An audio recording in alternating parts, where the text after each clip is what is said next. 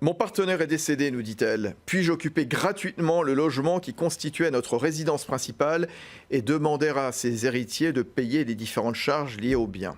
Bon, alors, on ne sait pas s'ils sont pacsés ou non, s'ils étaient pacsés ou non. Déjà, savoir si elle a le droit de rester dans le logement, ça c'est déjà peut-être une première question. Alors a priori, ils ne sont pacsés parce que le terme partenaire est réservé aux partenaires d'un Pacs en droit, effectivement. Alors peut-être que c'était son partenaire de tennis, c'est peut-être pas son concubin, mais en tout cas, voilà, on peut supposer que ces personnes étaient pacsées. Alors est-ce qu'elle a le droit de rester déjà dans le logement? Est-ce qu'elle a le droit d'y rester à titre gratuit? Voilà, ça c'est une question importante. Alors oui, parce que la question est complexe en fait, il y en a plusieurs dans la question.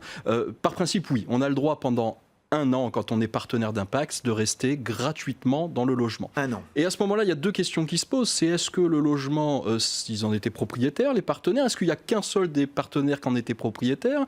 Est-ce qu'ils en étaient locataires? Est-ce qu'ils étaient tous les 2 locataires ou un seul? Vous voyez, la question est complexe, parce que la réponse sera un petit peu différente. J'ai aussi une autre question à vous poser. Qu'est-ce qu'on appelle occuper gratuitement? Parce que rien n'est jamais gratuit, vous le savez, Maître Fontaine. Alors, oui, on est d'accord, mais là, dans ce cas-là, si.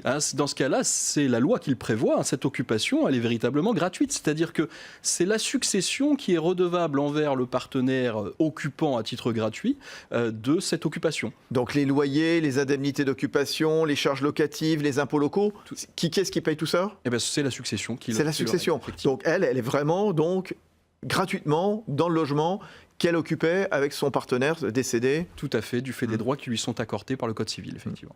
Marié, pacsé, ça fait une différence ou pas? Alors marié, pacsé, pas forcément sur ce droit d'un an, effectivement, parce que ce droit d'un an, il est accordé par ce contrat d'union.